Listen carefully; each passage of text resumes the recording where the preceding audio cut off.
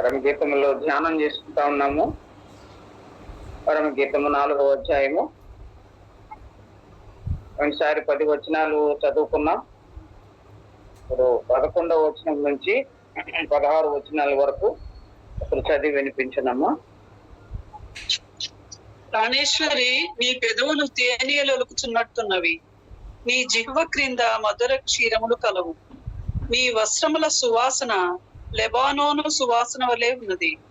నా సహోదరి, నా ప్రాణేశ్వరి, మూయబడిన ఉద్యానవనము, మూత వేయబడిన జలకూపము, నీ చిగురులు దాడిమ వనము, వింతైన శ్రేష్ఠ ఫల వృక్షములు, కర్పూర వృక్షములు, జటామాంసి వృక్షములు, జటామాంసియు, కుంకుమయు, నిమ్మగడ్డియు, లవంగ పట్టయు, వివిధమైన పరిమళ తైల వృక్షములు, గోపరసమును, అగరు వృక్షములు, నానావిధ శ్రేష్ఠ పరిమళ ద్రవ్యములు. నా సహోదరి, నా ప్రాణేశ్వరి, నీవు ఉద్యాన జలాశయము, ప్రవాహ జలకూపము, లెబానోను పర్వత ప్రవాహము, ఉత్తర వాయువు ఏతెంచుము, దక్షిణ వాయువు వేంచేయుము. నా ఉద్యాన వనము మీద విసరుడి, దాని పరిమళములు వ్యాపింపచేయుడి. నా ప్రియుడు తన ఉద్యానవనమునకు వేంచేయునుగాక, తనకిష్టమైన ఫలములు అతడు భుజించునుగాక. చాలమ్మా. నేను ఒక చిన్న ప్రార్థన చేస్తాను వాక్యానికి ముందుగా. కృప కలిగిన తండ్రి, మహోన్నతుడా దేవ, మీకు స్తోత్రాలు చెల్లిస్తున్నాం. మేము ప్రాముఖ్యమైన సమయానికి వచ్చాం. మీ వాక్యాన్ని ధ్యానం చేసుకోవాలి ప్రభా. శ్రేష్టమైన సంగతులు, పరిపూర్ణమైనటువంటి ఆత్మ నింపుదల నాకు దయచేయమని వేడుకుంటున్నాం. చాలా బలహీనరాలను ప్రభా, మీ సన్నిధిలో మీ వాక్యాన్ని వివరించి చెప్పగలిగిన శక్తి నాకు లేదు ప్రభా. మీరే మీ యొక్క ఆత్మ సహాయం చేత నన్ను మీరు నడిపించమని వేడుకుంటున్నాం. మీ మాటలు నా నోటికి వాలుగా చేయండి. శ్రేష్టమైన సంగతులు వివరించడానికి నా శక్తిని దయచేయమని వేడుకుంటున్నాను ప్రభా. అనేక మంది దైవ భక్తులు నేను ఈ వాక్య భాగాన్ని ఎంతో చక్కగా వివరించి ఉన్నారు. అందులో నా తండ్రి నేనేమాత్రము తగిన దానను కాదు. ఆయనను మీ కృపను బట్టి, మీరు ఇచ్చిన ధ్యానాన్ని బట్టి, తలంపులను బట్టి మీకు వందనాలు చెల్లిస్తూ ఈ యొక్క రాత్రి వేళ ఈ సమయంలో దేవ బిడ్డలమైన మా అందరితో మీరుండి ఈ వాక్య భాగాన్ని మా కొరకై మీరు వినిపిస్తున్నందుకై మీకు స్తోత్రాలు. నీ దాసుడు జోబ్ బాబును మరి బెంగళూరు పట్టణాన్ని నుంచి మా మధ్యకు క్షేమంగా తీసుకుని వస్తున్నారు. మీకు స్తోత్రాలు చెల్లిస్తున్నాం. ప్రయాణంలో సహాయపడి ఇంటికి చేరుపడేంత మీ కృప, మీ కాపుదల దయచేయమని వేడుకుంటున్నాం.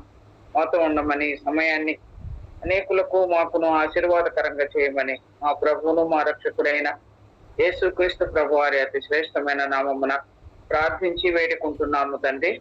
ఆమేన్. ఈ వాక్య భాగాన్ని చదువుకున్నప్పుడమ్మా చాలా సంగతులు మనం ధ్యానం చేసుకుంటా ఉన్నాం. పదే పదేగా ప్రభు తన సంఘానితో, సంఘంలోని స్త్రీలతో మాట్లాడుతూ ఉన్నట్లుగా మనము ఈ ప్రారంభం నుంచి కూడా ఆయన ప్రేమని, ఆయన కృపను, మనము ఆయన యందు సంతోషించడానికి ఇవన్నీ పాఠాలు నేర్చుకుంటా ఉన్నాం. విన్నపాలు లేవు, ప్రార్థన అంశాలు లేవు ఇందులో కదా. అంతేగాని కన్నీళ్లు లేవు, దుఃఖం లేదు. ఇక్కడంతా మనల్ని దేవుడు పొగుడుతుంటున్నాడు మంచి వాళ్ళమని. బలహీనులమైనప్పటికీ మనం మంచి వాళ్ళమని దేవుడు మనల్ని గురించి మంచి సొలొమోను షూలమితిని గురించి ఎలాంటి సాక్ష్యం ఇస్తున్నాడో అలాగే ప్రియ ప్రభు మనల్ని గురించి కూడా సాక్ష్యం ఇస్తున్నాడు. ఈ పైన మనము పోయిన వారంలో చదువుకున్న 4 మాటలు 5 మాటలు ఒకసారి జ్ఞాపకం చేస్తామా. నేను అదే ఒకసారి జ్ఞాపకం చేసుకుంటే పోయినసారి ఎవరు సమయానికి ఉన్నారా లేదా, మరి ఇప్పుడు వచ్చిన వాళ్ళకి కూడా కొంత అర్థమవుతుందని నేను మరలా ఒక 4 పాయింట్లు మీకు చెప్పడానికి ఇష్టపడుతున్నాను. 6వ వచనం నుంచి 10వ వచనం వరకు పోయిన వారం మనం ధ్యానం చేశాం. మొదటి మాటగా క్రైస్తవ జీవితంలో శ్రమలతో కూడుకున్నటువంటి జీవితం ఇది. అక్కడేమో షూలమితిని గురించి సొలొమోను చెప్పినప్పుడు సంతోషకరమే, దేవుని దృష్టిలో సంతోషంగానే ఉంది మన విషయంలో. కానీ లోకంలో ఉన్నటువంటి శ్రమలు, కష్టాలు కూడా ప్రభు మనతో ఉంటున్నాడని మనం ధైర్యం కలిగి ఉంటున్నాం. అది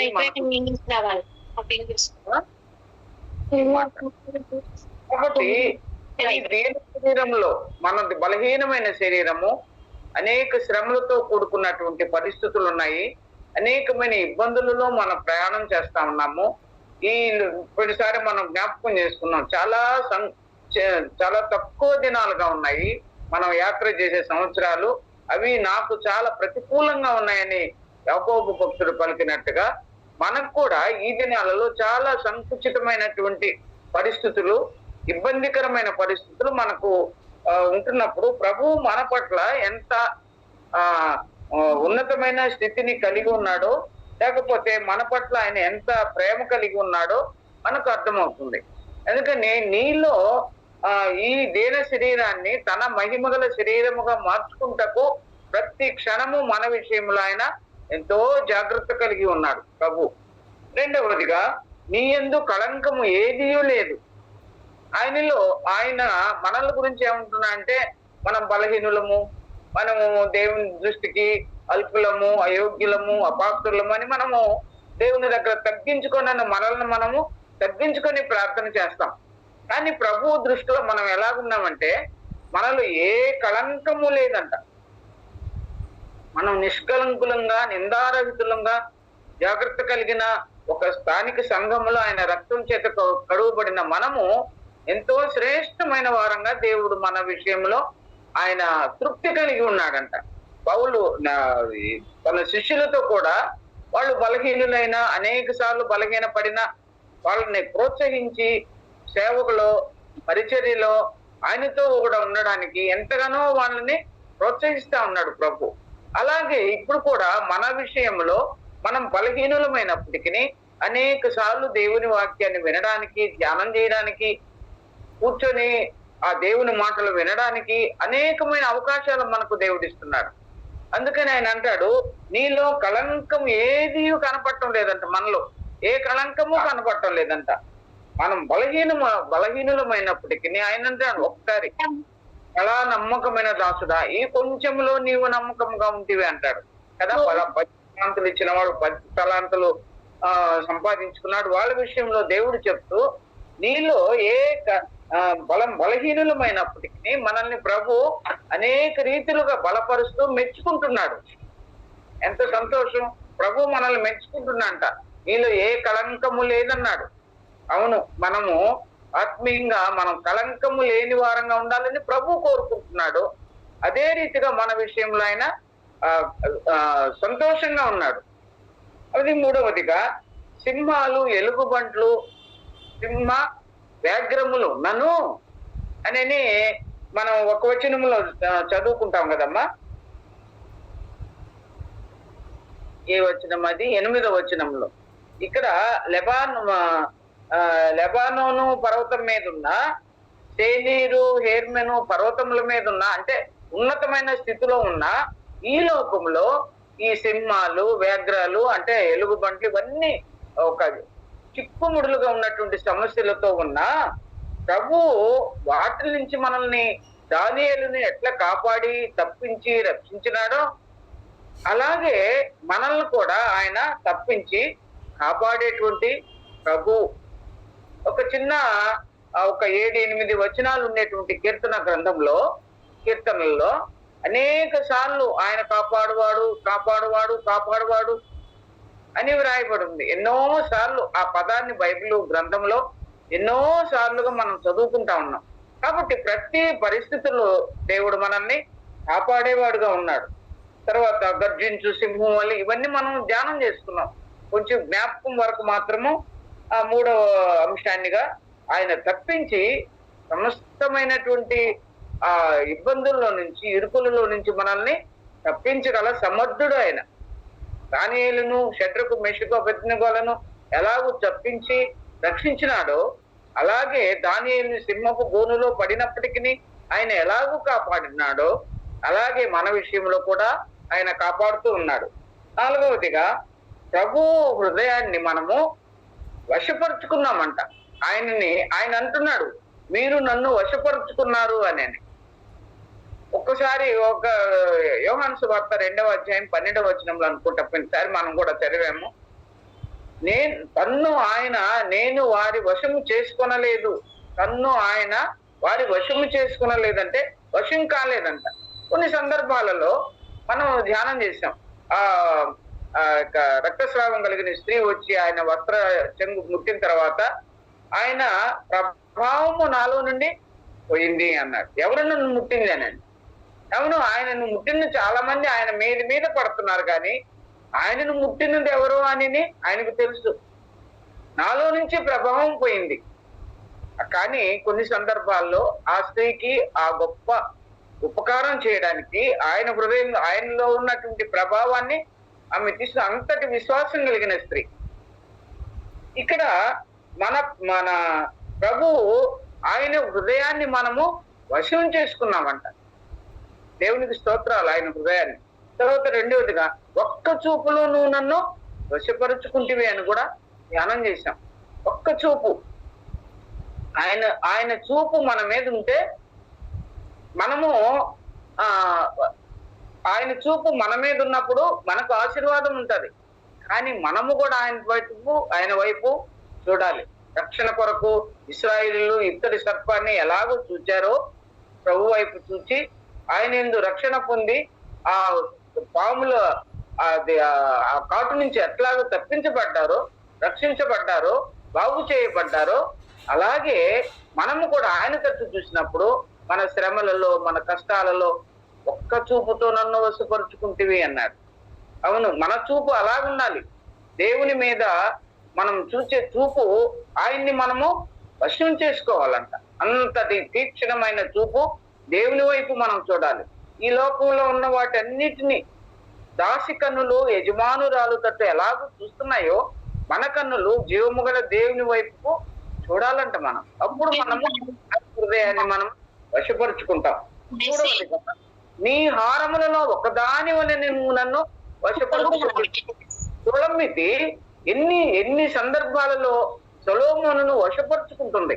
అలాగే మనము కూడా తండ్రి ఉపదేశము, తల్లి బోధ, వీటన్ని కాకుండా ప్రభువు మనకు బోధించేటువంటి బోధలో, ఆయన మనతో మాట్లాడే మాటల్లో ఎంతో రమ్యమైనటువంటి విషయాలు ఉన్నాయి. సంఖ్యాకాండంలో కూడా మనం చూసాం ఆ భాగాలు.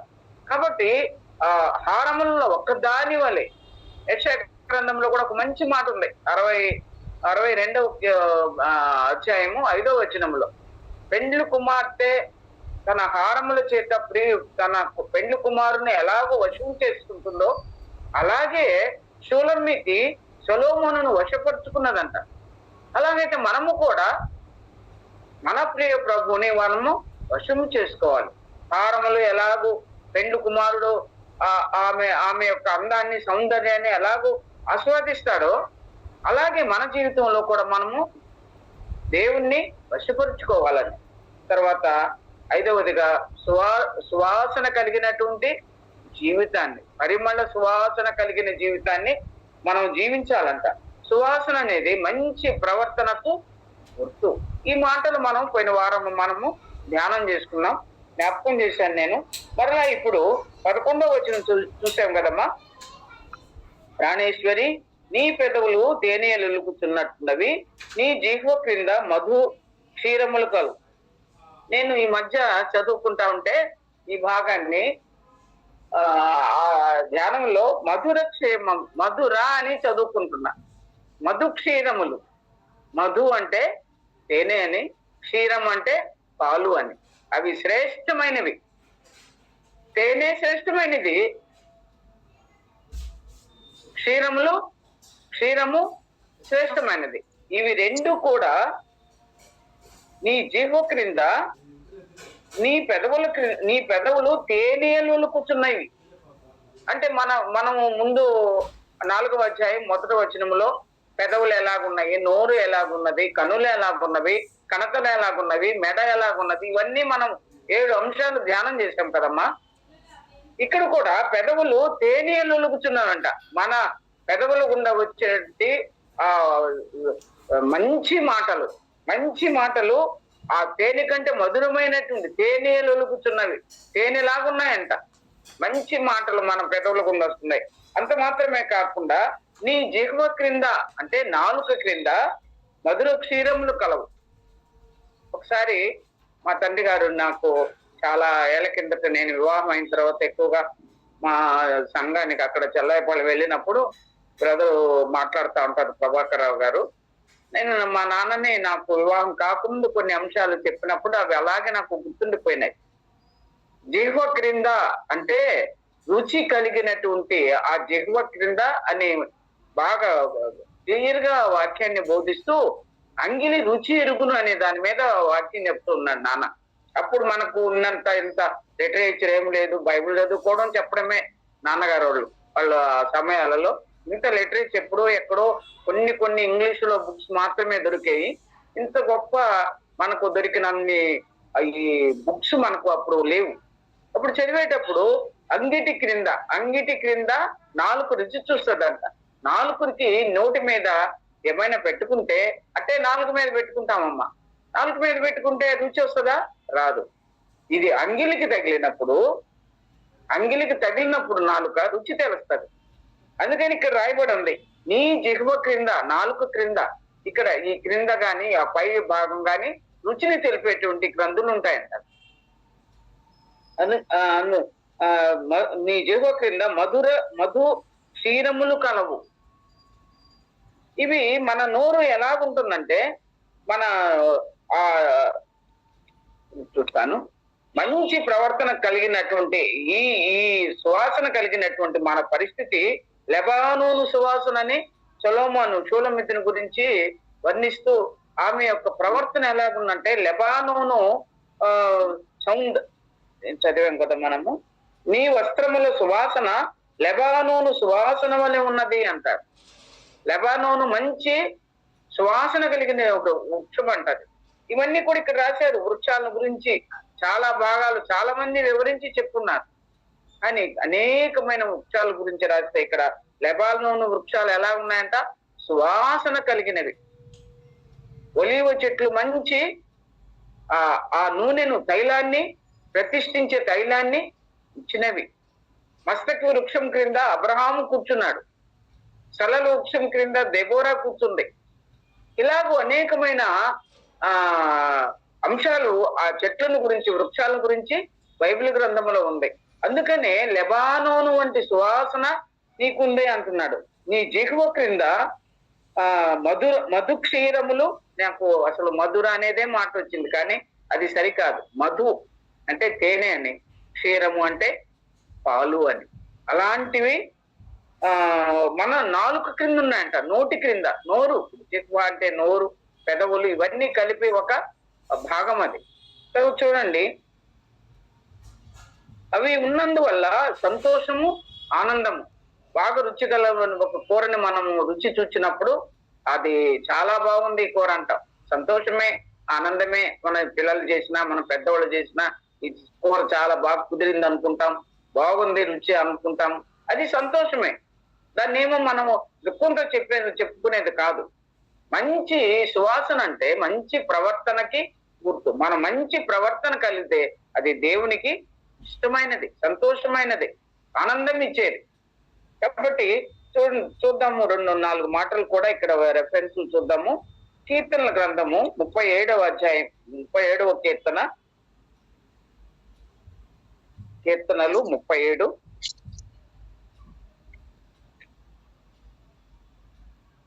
30 వచనమమ్మా. వారి 30 వచనం, నీతిమంతుల నోరు జ్ఞానమును కూర్చి వచించును, వారి నాలుక న్యాయమును ప్రకటించు. చాలమ్మా. నీతిమంతుల నోరు ఏం చేస్తుందంటమ్మా? నీతిమంతుల నోరు జ్ఞానమును కూర్చి వచించును. నీతిమంతుల నోరు జ్ఞానమును, అందుకని ఇక్కడ వ్రాయబడి ఉంది, నీతిమంతుల నోరు మధుక్షీరములు కలవు అంట. అంత మధురమైనటువంటి ఆ తేనె పాలు కలిగినటువంటి నోరులు అవి. ఇంకా కూడా అక్కడక్కడ మనం ఈ వాక్యాన్ని ధ్యానం చేసుకున్నప్పుడు జ్ఞానాన్ని, నోటులో ఏమున్నాయంట? నోరు జ్ఞానమును గూర్చి వచించును. నీతిమంతుల నోరు జ్ఞానాన్ని గూర్చి పలుకును, వచించునంటే పలుకును అని. ఇంకా కూడా వారి నాలుక న్యాయమును ప్రకటించును, పలుకును ప్రకటించును. తర్వాత వారి ధర్మశాస్త్రం వారి హృదయములో ఉన్నది గనుక వారి అడుగులు జారవు అన్నాడు. వారి ధర్మశాస్త్రం, దేవుని ధర్మశాస్త్రము వారి హృదయంలో ఉన్నది కనుక వారి అడుగులు జారవు. జ్ఞానమును గూర్చి ప్రకటిస్తారు, వచించుతారు, ఆ న్యాయమును గూర్చి ప్రకటిస్తారు. ధర్మశాస్త్రం, దేవుని ధర్మశాస్త్రము వారి హృదయంలో ఉంది కనుక వారి అడుగులు జారవు. అలాంటి వారు నీతిమంతులు. నీతిమంతులు నోరు, నీతిమంతుల పెదవులు అలాంటివి. అలాగైతే మన నోరు ఎలాగున్నాయి, మన పెదవులు ఎలాగున్నాయి, ఎలాంటి మాటలు మనం వచ్చిస్తున్నామో, మనం జ్ఞానయుక్తమైన మాటలు మాట్లాడుతున్నామా, అనాలోచితంగా మాట్లాడుతున్నామా, మనల్ని మనం జ్ఞాపకం చేసుకున్నాం. మనం జ్ఞానం కలిగి నోరు తెలవాలి. తెలివి కలిగిన ఉపదేశం ఇచ్చింది తన కుమారునికి కదా, సామెతల గ్రంథంలో ఉంది కదమ్మా. తెలివి కలిగినటువంటి దేవోక్తులు ఆ పలికి ఆ కుమారునికి ఒక బోధ బోధించింది తల్లి. 31వ సామెతలో 31వ గ్రంథం అధ్యాయములో. అలాగే మొదటి అధ్యాయము 8, 9 వచనాలలో కూడా తల్లి ఉపదేశము, తండ్రి బోధ, మరి దేవుని యొక్క బోధ, ఇవన్నీ కూడా మెడకు కంఠహారములుగా ధరించుకొనుము అని వ్రాయబడి ఉంది అక్కడ.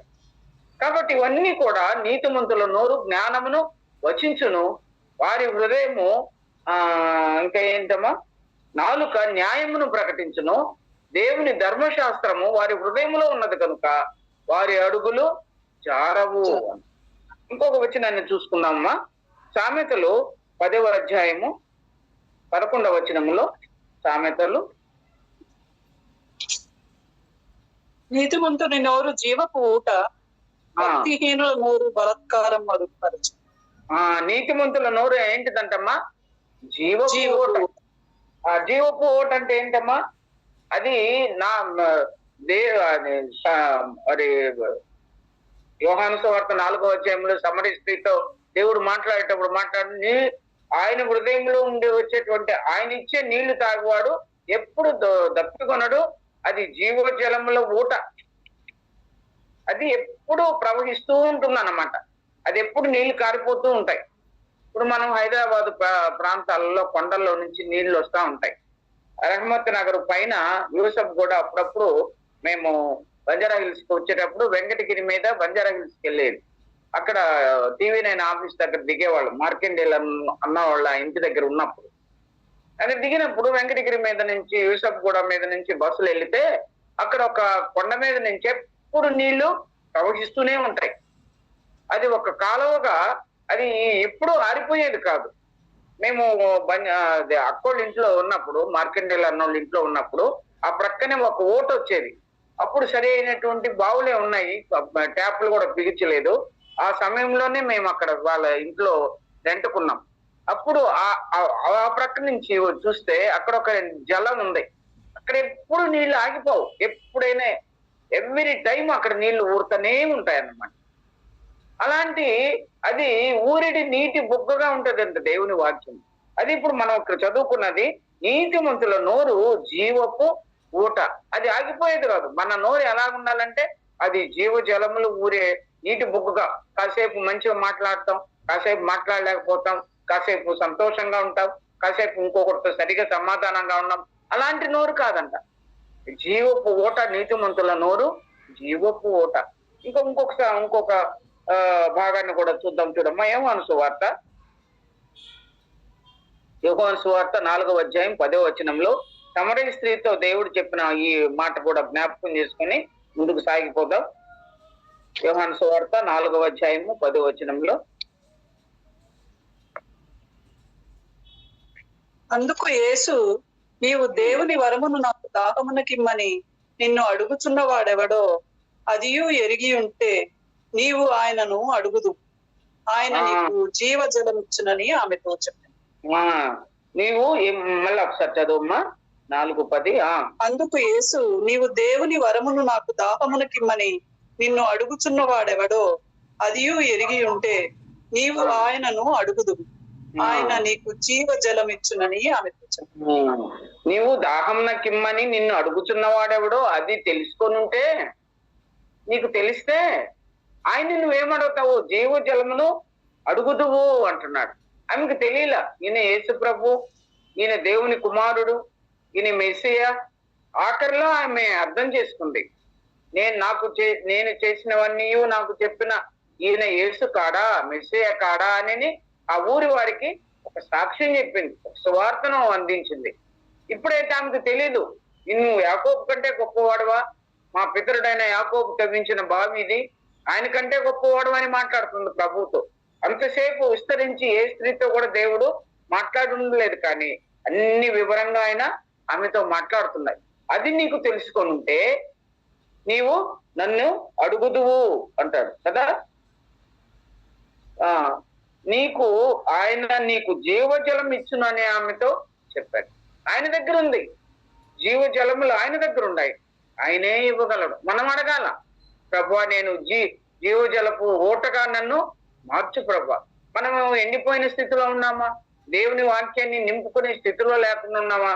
మనము ఎడారి జీవితాల్లో మన జీవితాలు ఉన్నాయా? ఎడారిలాగా లేదు, దేవుని వాక్యంతో నింపబడుతున్నాం. మనం పదే పదే దేవుడు మనకు అవకాశాన్ని ఇస్తున్నాడు. దేవుని వాక్యాలతో మనం నింపబడుతున్నాం. మన నోరు జ్ఞాన వాక్కులను మనము వివరిస్తున్నాం. అనేక మంది చెప్పినప్పుడు కానీ, మనకు దేవుని వాక్యాన్ని చదువుకున్నప్పుడు, ధ్యానం చేసుకున్నప్పుడు ఎన్నో మాటలు దేవుడు మనతో మాట్లాడుతున్నాడు. ఈ గొప్ప కృపను దేవుడు మనకు ఇచ్చాడు. ఇంకొకటి చూద్దాం, చూడమ్మా. ఆయన చూడండి, నీ వస్త్రముల సువాసన లెబానోను సువాసన వలె ఉన్నది. ఇక్కడ మనం ఈ మధ్య దినాల్లో మంగళవారం అనుకుంటా కదమ్మా, నేను చెప్పాను అనుకున్నా, ఇక్కడే చెప్పాను, అర్థం గుర్తు రాలేదు. యాకోబు యొక్క వస్త్రముల సువాసన అని మనం చదివాం కదమ్మా. 27వ అధ్యాయము ఆది కాండము, ఒకసారి జ్ఞాపకం చేసుకున్నాం. ఆది కాండము 27వ అధ్యాయము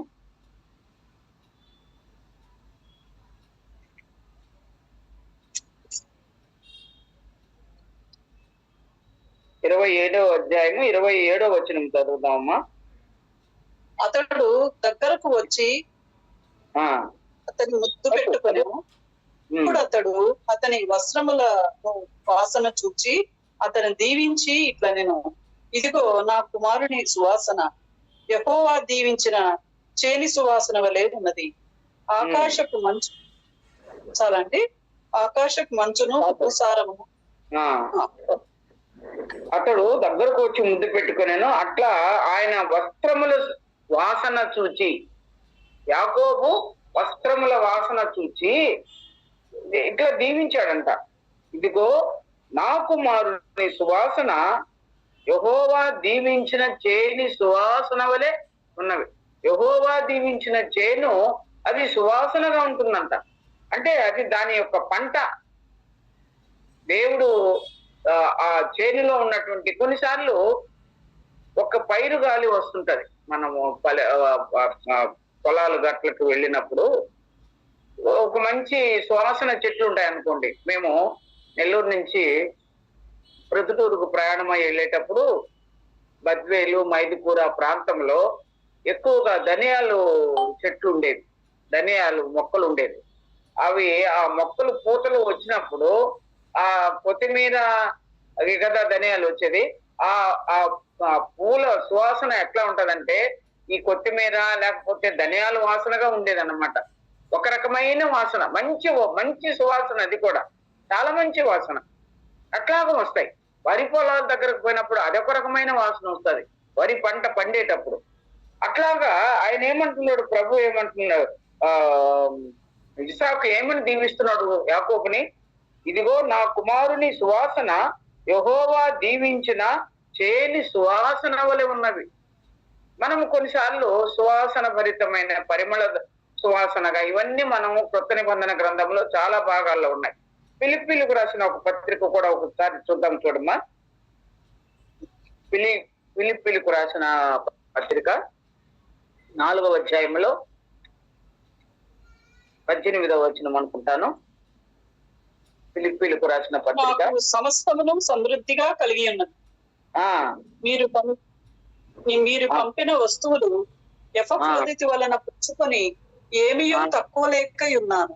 అవి మనోహరమైన సువాసనయు దేవునికి ప్రీతికరమును ఇష్టమునైన యాగమై ఉన్నది.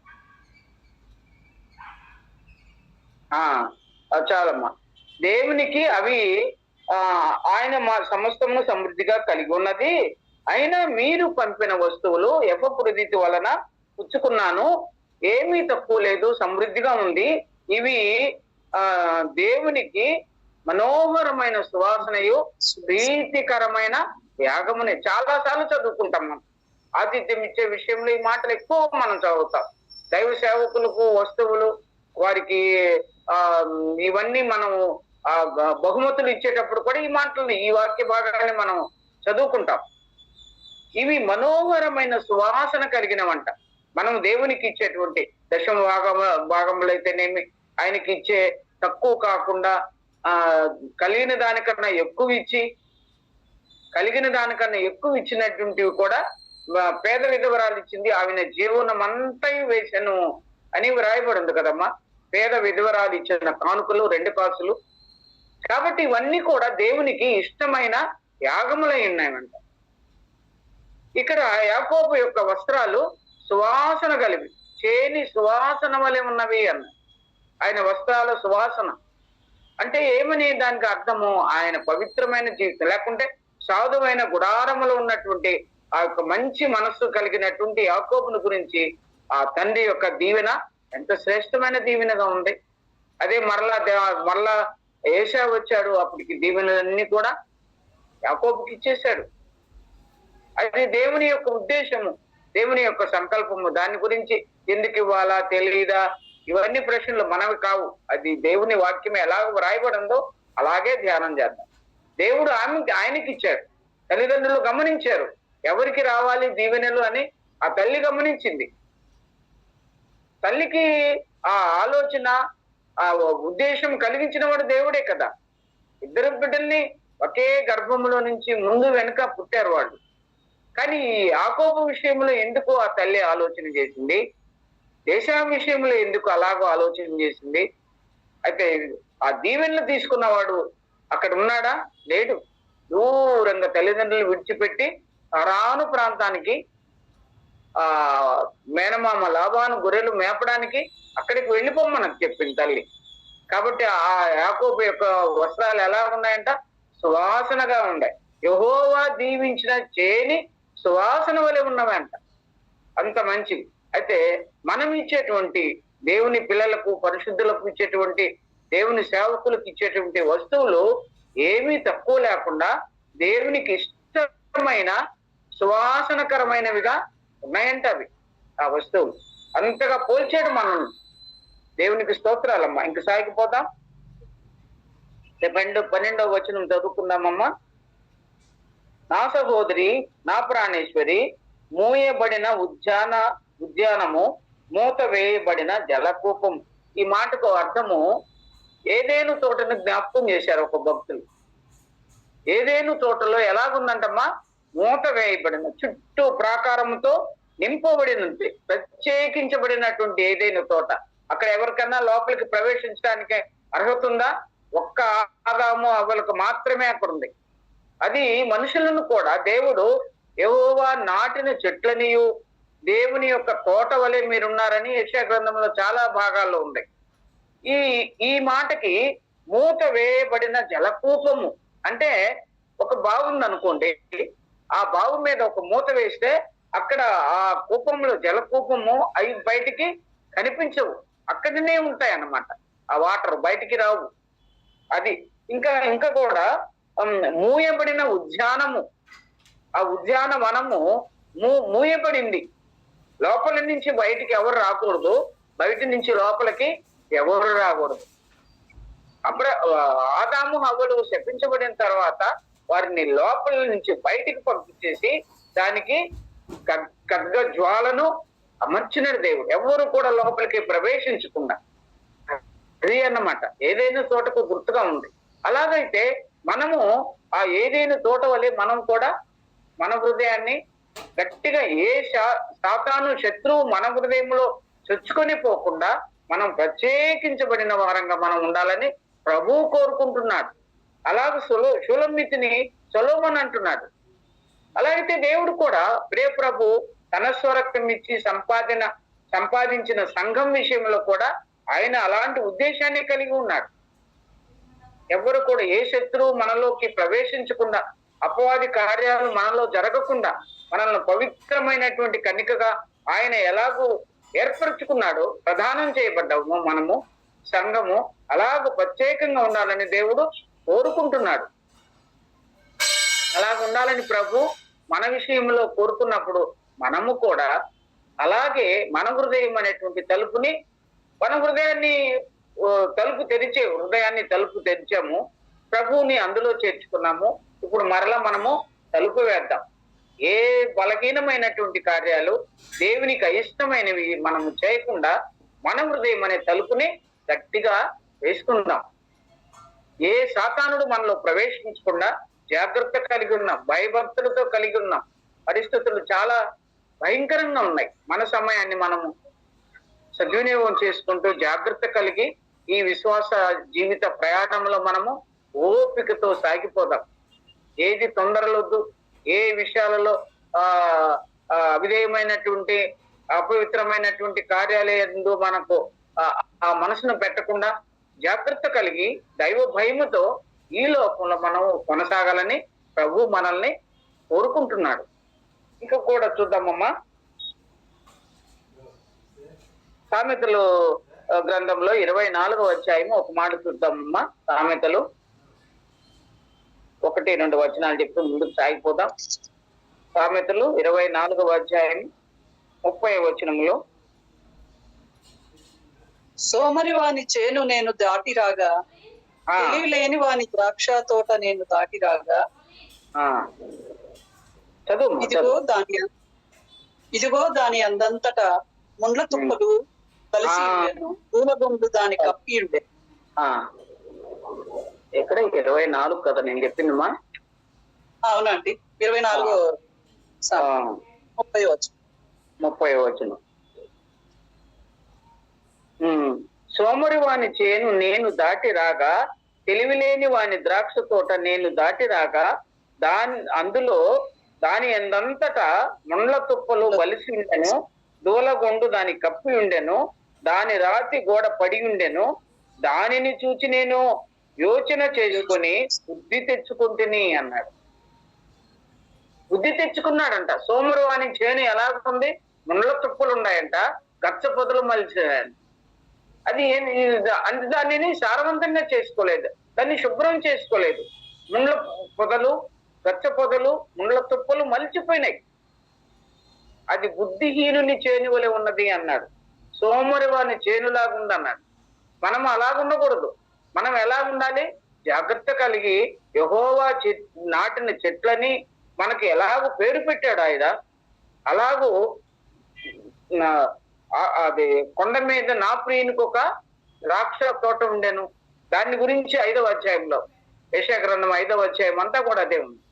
నేను మంచి నిక్కమైన నిజమైన ద్రాక్షవల్లిని నాటి తిని దానికి ద్రాక్షలు కాయుటకు కారణమేమి?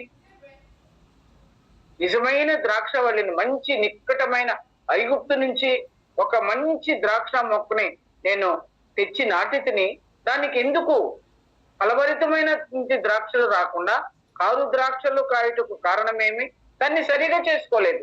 ముండ్ల తుప్పలు, రాళ్ళు అన్ని ఏరేశాడంట, శుభ్రం చేశాడంట ప్రభు. మంచిగా చక్కగా దాన్ని సేద్యం చేశాడు. అయితే మంచి ద్రాక్షలు రాలేదంట. అలాగే మన జీవితాల్లో నాన్న రాసిన పాటలో కూడా ఉంది కదమ్మా, కారు ద్రాక్షలు కాయుట కారణం కనిపెట్టెను ప్రభువు, వెలుగు నిమ్మని వేడినా ఆ ప్రభువు వెలిగించి నడిపించును, నిజమైన ద్రాక్షవల్లి నా యేసు ఉత్తమ ద్రాక్షవల్లి. శ్రేష్ట ఫలములు ఆశించాను. శ్రేష్ఠ ఫలములు ఆశించాను, కారుక ద్రాక్షలు కాచినని. ఆ పాట మన బుక్కులో కూడా ఉంది, చాలా పాట. ఆయనకి కారు ద్రాక్షలు కాసిందంట ఆ ద్రాక్ష వల్లి. అది ఎంత దుఃఖం ఉంది ఆయనకి. నేను ఇంకా ఏమి చేయగలను, ఈ ద్రాక్ష తోటకి నేను చేయవలసిందంతా చేశాను, ఇంకేమి చేయగలను. ఈ సోమరివాణి చేను ఎలాగుంది, సామెతల గ్రంథంలో మనం చదువుకున్న సోమరివాణి చేను ముండ్ల తుప్పలు గచ్చపదులు మొలిసిపోయింది. ఇది సోమరివాణి చేను. మనం సోమరులం కాదు. చీమల ఎద్దుకు వెళదాం, అవి ఎంత జాగ్రత్తగా ఉంటాయో, ఎంత పద్ధతిగా ఉంటాయో, వేసవి కాలంలో తన ఆహారం కూర్చుకోవడానికి ఎంత ప్రయాసపడతాయో. సోమరి చీమల ఎద్దుకు వెళ్ళము, వాటి నడతలను బాగుగా కనిపెట్టి చూడుము. అలాగుండాలి విశ్వాసులమైన మనము, దేవుని బిడ్డలమైన మనము అతి జాగ్రత్త కలిగి మన ప్రవర్తన విషయంలో జాగ్రత్తగా ఉండడానికి ప్రభు కోరుకుంటున్నాడు మన విషయంలో. అలాగూ మనం ఉండాలని ప్రభు మనల్ని హెచ్చరిస్తూ ఉన్నాడు. ఇంకా చూడమ్మా, ఇంకొక మాట, సంఖ్యాకాండం 19వ అధ్యాయంలో ఇంకొక మాట ఉంది. మూత వేయబడిన పాత్రలని అందులో వ్రాయబడి ఉంది. సంఖ్యాకాండము 19వ అధ్యాయము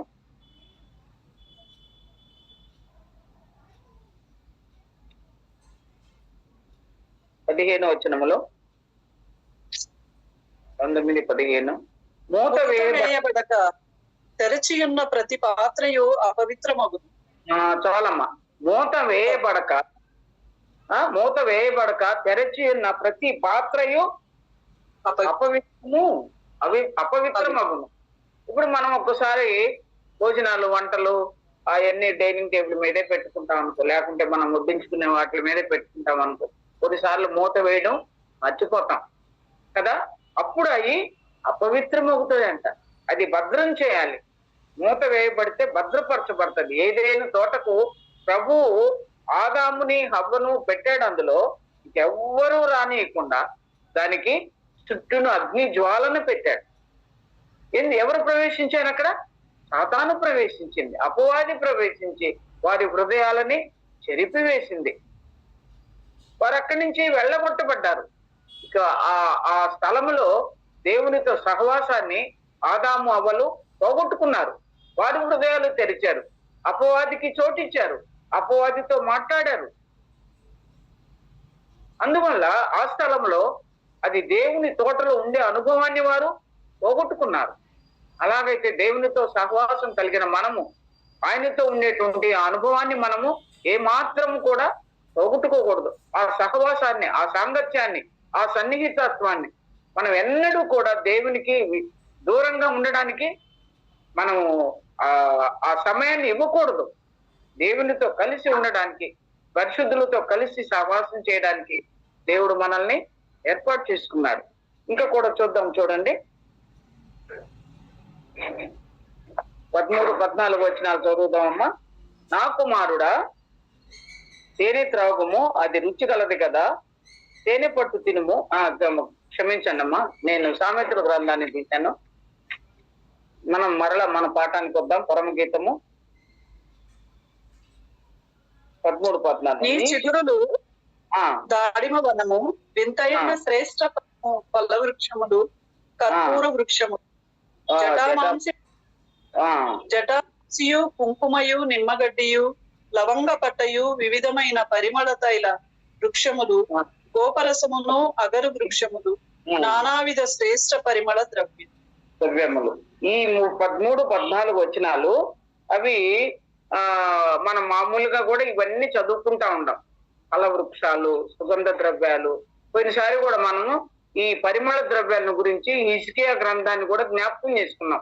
19వ అధ్యాయము 20వ అధ్యాయంలో, 2వ రాజుల గ్రంథం 20వ అధ్యాయంలో ఆయన కొట్లలో పరిమళ ద్రవ్యాలు, గోపురస తైలము, గంధవర్గములు ఇవన్నీ దాచిపెట్టున్నాడంట హిజ్కియా. సంతోషమే, దేవుని యొక్క ఆ బలి కొరకు ఆయన అన్ని దాచిపెట్టుకుంటే వాటన్నిటినీ ఆ అశూరీయులకు చూపించాడంట కొట్లను విప్పి. అప్పుడు దేవుడు అన్నాడు, ప్రవక్త యెషయా అన్నాడు, యెషయా ప్రవక్త, నువ్వెందుకు ఇవన్నీ చూపించావు? అది దేవుని కొరకు సిద్ధపరిచినవి.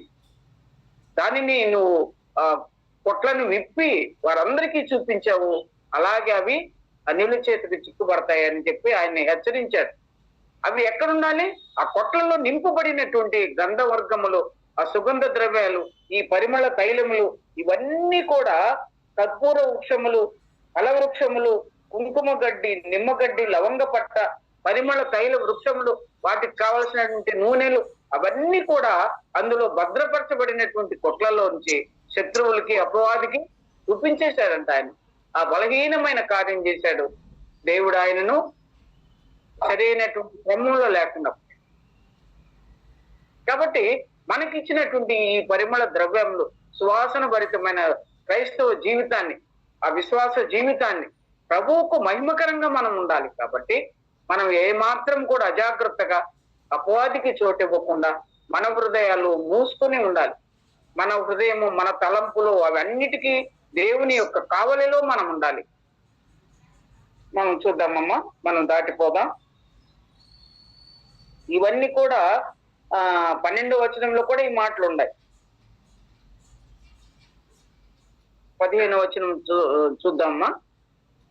12వ వచనంలో మనం ధ్యానం చేశాము. 15వ వచనము 12వ వచనంలో ఇవే మూత వేయబడిన ఉద్యానము, మూత వేయబడిన జలకూపం అని చదివాం కదా.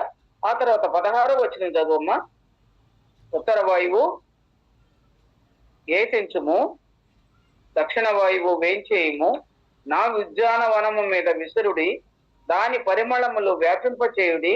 నా ప్రియుడు తన ఉద్యానవనమునకు వేంచేయును గాక, తనకిష్టమైన ఫలములను అతడు భుజించును గాక అన్నాడు. ఉత్తర వాయువు ఏతించుము, దక్షిణ వాయువు వేంచేయుము. ఇది ఒక పెద్ద పాఠం అమ్మ. ఒకసారి మనము కరోనా సమయంలో కూడా నాకు సమయం ఉన్నప్పుడు ఈ మాట మీదనే ధ్యానం చేశాం. పరమ గీతంలో కూడా కొంతవరకు నేను అధ్యాయాలు ఎక్కడి నుంచి ఎక్కడ వరకు రాకడను గురించి ఉన్నాయి, ప్రభు పుట్టుకను గురించి ఉన్నాయి, సంఘం యొక్క పరిస్థితులను బట్టి ఇవన్నీ కూడా చెప్పుకుంటూ వచ్చి ఈ వాక్య భాగం మీద ఒకసారి మనం ధ్యానం చేశాం. ఆ దినాల్లో అంటే నా డైరీలో ఉంది కాబట్టి నాకు కూడా గుర్తు వచ్చింది. ఉత్తర వాయువు అయితే ఏతించుము, ఈ గాలులు దక్షిణపు వాయువు, ఉత్తర వాయువు, అవి నా ఉద్యానవనము మీద విసరుడి. ఉత్తరపు గాలి ఏమంట? ఉత్తరంలో ఉత్తరాన వచ్చినటువంటి చిన్న మేఘం వస్తే అది అక్కడ వర్షం వస్తుందని, చల్ల గాలి వచ్చినప్పుడు వర్షం వస్తుందని. దక్షిణపు గాలి ఎలాగొస్తుంది? వడగాలి వస్తుంది. మనము దక్షిణపు గాలిని అన్నప్పుడు న్యాయాధిపతుల గ్రంథంలో కాలేబు అక్స అయ్యా నాకు పల్లపు మడుగులు ఇచ్చావు, దక్షిణ భూమి కూడా నాకు దయచేయము. అంటే దక్షిణ భూమి ఎలా ఉంటదంటే రాళ్ళు రప్పులు ఉంటాయి, అక్కడ వర్షం పడదు, ఇక్కడ ఎడారులు ఉంటాయి. ఆ భూములు కూడా నేను చదును చేయడానికి నాకు నీటి మడుగులు, పల్లపు మడుగులు కూడా దయచేయమని అడిగింది. ఆ నీళ్లుంటే ఆ పొలాన్ని నేను, ఆ ప్రాంతాన్ని, ఆ రాళ్ల కలిగినటువంటి ప్రాంతాన్ని త్రవ్వి సరైన రీతిగా నేను చేయగలనని ఆశపడింది తండ్రి దగ్గర అక్ష అడగడం. కాబట్టి ఇక్కడ కూడా మనం చదివింది భాగంలో ఉత్తర వాయువు, దక్షిణ వాయువు రెండు కూడా మన ఉద్యానవనము మీద విసరుడి అని. ఉద్యానవనం అంటే సంఘము, దేవుని సంఘములో దక్షిణ వాయువు ఉంది, దక్షిణపు గాలి వస్తుంది, ఉత్తరపు గాలి వస్తుంది. తూర్పునిచ్చేటువంటి గాలి ఏమీ ఇబ్బంది లేదంట. పడమటి నుంచి వచ్చే గాలి వడగాలులు ఉంటాయి. ఇది కూడా వడగాలి, దక్షిణపు గాలి కూడా వడగాలి. ఇంకా వేడి తీవ్రతగా ఉన్నప్పుడు పడమటి గాలులు వీస్తాయి.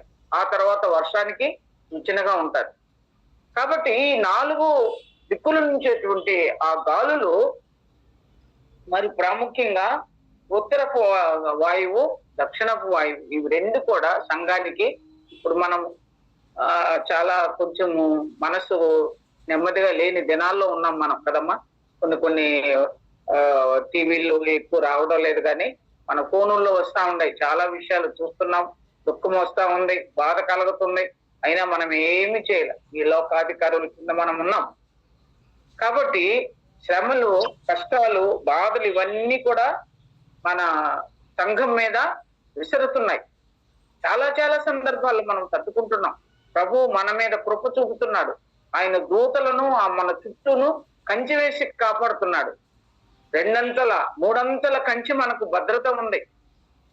మన కుటుంబాలకి, మన ఆస్తికి, సమస్తానికి యోగు జీవితంలో ఎలాగో కంచి వేసి కాపాడాడో అలాగే మనందరి జీవితాల్లో కూడా ప్రభు కాపాడుతా ఉన్నాడు. సంఘం మీద శ్రమలు ఆరంభమయ్యాయి. ఈ శ్రమలలో, మన కష్టాలలో ఎన్నో బాధలు, ఎన్నో ఇబ్బందులు మనకు సంభవిస్తూ ఉన్నాయి. ఇంకా చూడమ్మా. ఇట్లా ఉన్నప్పుడు నా ఉద్యానవనం మీద విసరుడి, దాని పరిమళములు వ్యాపింపచేయుడి.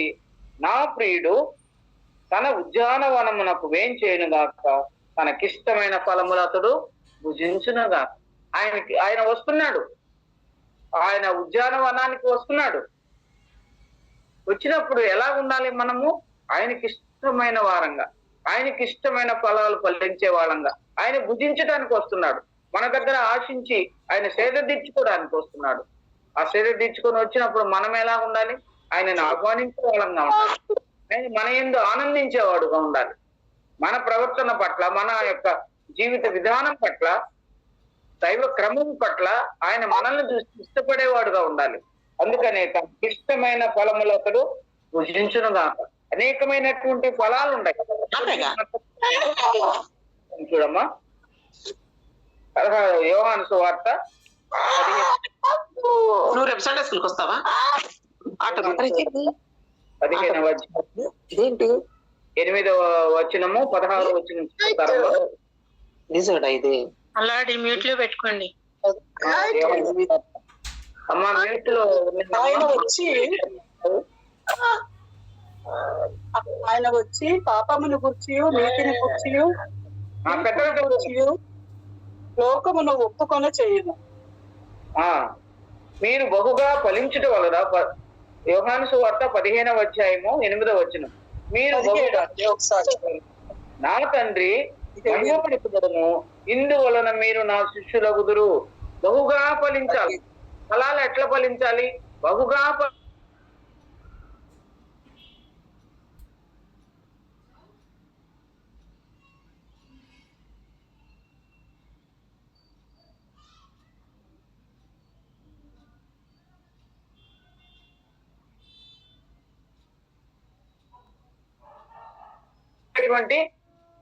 ఆ క్రైస్తవ జీవితాన్ని మనము అలర్చుకోవాలి. అందువల్ల దేవుడు మీరు నా శిష్యులగుదురు.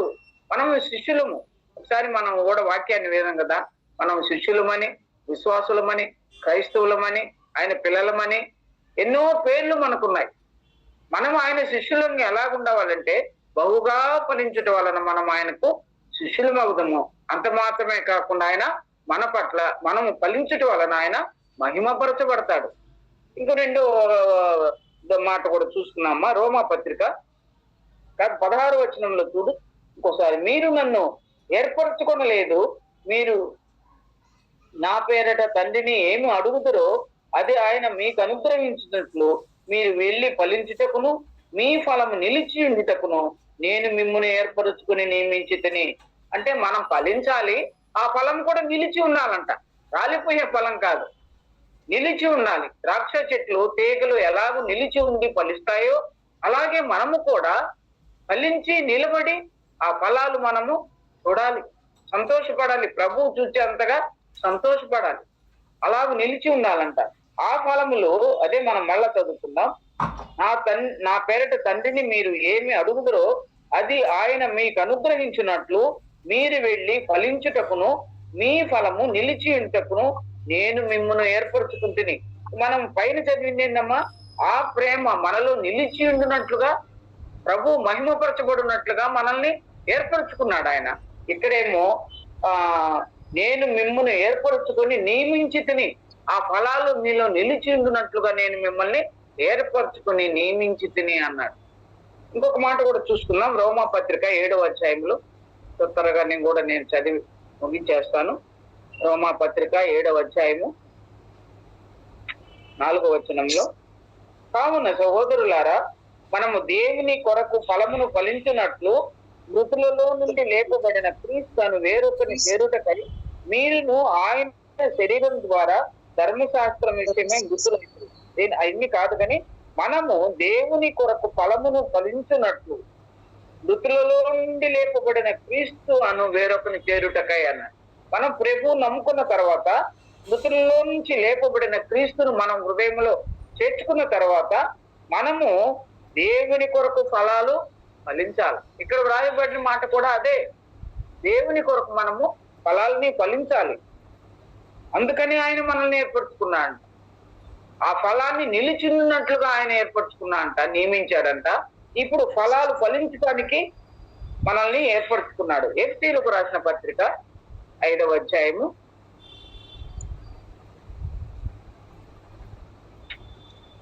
ఎఫెసీయులకు రాసిన పత్రిక 5వ అధ్యాయము 9వ వచనంలో చూడమ్మా, ఒక మాట చదువుదాము.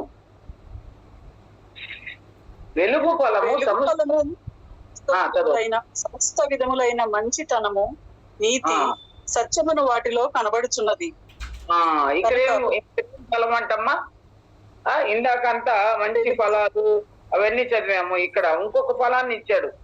ఏం ఫలం అంటే అది వెలుగు ఫలము. వెలుగు కదమ్మా, వెలుగు ఫలము సమస్త విధములైన మంచితనముతో నిండుకుని ఉన్నది, కనబడుచున్నది. అది వెలుగు ఫలం. మనమంతా వెలుగు సంబంధము, అది వెలుగు ఫలము. మనము గలతీయులకు రాసిన పత్రిక 5వ అధ్యాయం 22వ వచనంలో ఉంది కదమ్మా, మనకు కంటత అది కదా, ఆత్మ ఫలం. అది మనం బహుగా ఫలించాలి, ఫలభరితమైన క్రైస్తవ జీవితం కలిగి ఉండాలి, దేవునికి మహిమకరంగా జీవించాలి. మనం ఫలించి దేవునికి మహిమకరంగా జీవించాలి. అందుకే మనల్ని నియమించుకున్నాడు, ఏర్పరచుకున్నాడు. ఇంకా కూడా మనం చూద్దాం. ఇది మనము వెలుగు ఫలము ఫలించాలి. మంచి జీవితం, మంచి మనము ప్రకాశవంతమైన క్రైస్తవ జీవితము మంచి వెలుగుతో నింపబడారు. మీరు లోకమునకు వెలుగై ఉన్నారు. మనం ఎవరమంట లోకానికి వెలుగు, వెలుగు ఫలము మనం. ఇంకా కూడా మనం లోకానికి ఇంకోటి ఎందుకు కూడా చెప్పాడు కదమ్మా ప్రభు శిష్యులకు చెప్పినప్పుడు, ఇంకొకటి కూడా మనము మీరు లోకమునకు ఉప్పు అయి ఉన్నారు, వెలుగై ఉన్నారు, ఉప్పు అయి ఉన్నారు. ఉప్పు నిస్సారమైతే అది దేని వల్ల సారం పొందును? బయట పారవేయబడి మనుషుల చేత త్రక్కబడుటకే కదా. ఉప్పుని వేసుకున్నాము, ఎంత ఉప్పు వేసినా అది సారం లేకపోతే అది బయట పారేయాలి కదా. అలాంటి అనుభవాలు మనం ఎలా ఉన్నామంట, వెలుగు సంబంధంగా ఉండాము, మనము ఉప్పు వలె మనం ఉండాము. ఆ తర్వాత ఆఖరి మాట కూడా మనం చదువుకున్నాం. కొలస్సీయులకు రాసిన పత్రిక, కొలస్సీయులకు రాసిన పత్రిక 1వ అధ్యాయము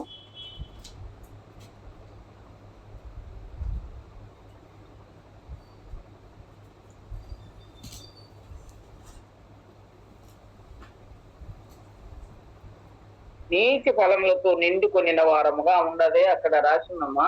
కొలస్సీయులకు రాసిన పత్రిక 1వ అధ్యాయము 10వ వచనములో చాలా పెద్ద వచనం ఉంది కదా. ఆయన చిత్తమును పూర్ణంగా గ్రహించిన వారిని ప్రతి సత్కార్యంలో సఫలులగుచు లేదనుకుంటా కదమ్మా, ఇక్కడ లేదు కదా, క్షమించ. మరి నేను రాసుకోవడం ఎక్కడో మిస్ అయినట్టు ఉన్నాను. నీతి ఫలములతో అని మరొక బైబిల్లో కూడా నేను రాసుకున్నాను.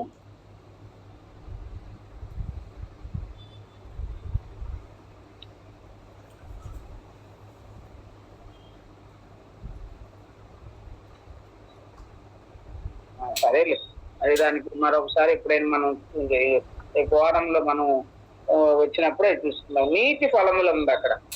కొలస్సీయులకు రాసిన పత్రిక 1వ అధ్యాయము 10వ వచనం అని రాస్తున్నాను. మరి అది ఎక్కడుందో ఆ భాగము. ఇలాగూ మనము ఈ 2 గాలులు సంఘం మీద బలపడి ఆత్మీయ ఫలాలని ఫలించాలంట. ఒక భక్తుడు రాశాడు, ఆత్మీయమైనటువంటి ఫలాలు, నీతి ఫలాలు, వెలుగు ఫలము, ఆత్మ ఫలాలు ఇవి ఫలించాలంటే ఈ బలమైన గాలులు మన సంఘం మీద వీచాలంట. సంఘం అంటే నువ్వు నేనుండవు సంఘంలో, మనకు కూడా వ్యక్తిగతంగా ఇవన్నీ శ్రమలు ఉన్నాయి. ఇవన్నీ శ్రమ మనం ప్రార్థన చేస్తా ఉన్నాం చాలా చాలా సమస్యల కొరకు. ఒకటి వెళితే ఇంకొకటి సమస్య వస్తుంది. అక్క ఈ విషయం కొరకు ప్రార్థన చేద్దాం, ఈ విషయం కొరకు ప్రార్థన చేద్దామని అనేకమైనటువంటి ప్రార్థన మనవులు మన దగ్గరకు వస్తున్నప్పుడు మనం అన్ని డైరీలో నోట్ చేసుకొని మనం ఆ డైరీని ఓపెన్ చేయాలి. ఓపెన్ చేయకపోతే మర్చిపోతాం. అందుకనే పదే పదే గురువారం మనం ప్రార్థన చేసేటప్పుడు కొన్ని అంశాలు ముందు ప్రార్థన చేసే వాళ్ళు ఎవరో అవి గమనించి వాళ్ళు చేయనివి మనం ఇంకొకటి యాడ్ చేసుకుందాం. అది మనం కలుపుకుందాం ప్రార్థన అంశాన్ని.